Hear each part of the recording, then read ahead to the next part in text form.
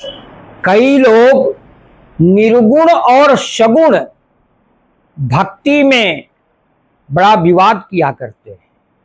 कोई कहता है सगुण भक्ति श्रेष्ठ है, कोई कहता है निर्गुण भक्ति श्रेष्ठ है। देखिए, बात समझने की है, दोनों एक ही चीज है, दोनों राहें एक ही मंजिल को पहुंचाती हैं जीव को। अंतर इतना है, सगुण और साकार रूप जो भगवान का होता है वो सीमित होता है। भगवान को कोई सीमा में नहीं बांध सकता। निर्गुण रूप भगवान का व्यापक है, असीमित है। बस इतना ही अंतर है।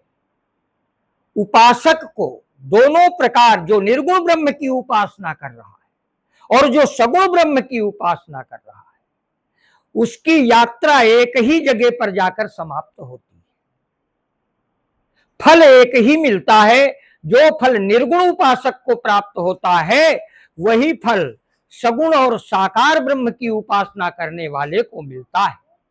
भगवान ने गीता में बताया है, मातु पिता सुत बंधु सखा कही जोड़ते लोग अनेकन नाते। मातु पिता गुरु बंधु सखा कही जोड़ते लोग अनेकन नाते।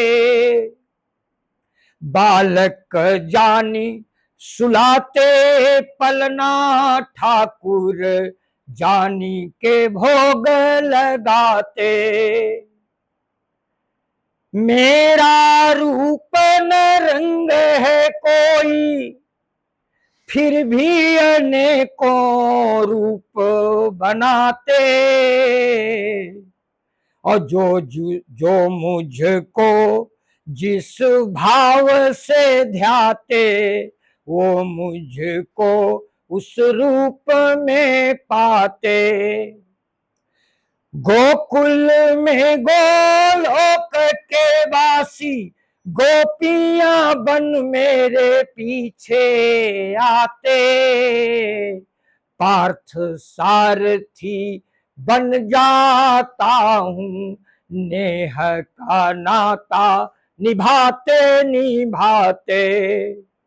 निर्गुण उपासना में भी प्रेम प्रधान है, सगुण साकार ब्रह्म की उपासना में भी प्रेम प्रधान है।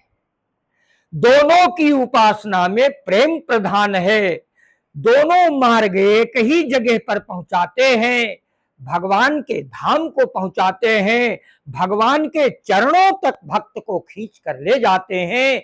इसलिए निर्गुण और सगुण का विवाद त्याग कर तुम्हें निर्गुण उपासना अच्छी लगती है तो निर्गुण उपासना करो, और जिसे सगुण ब्रह्म की उपासना अच्छी लगती है वो सगुण ब्रह्म की उपासना करे। फल एक ही प्राप्त होना है।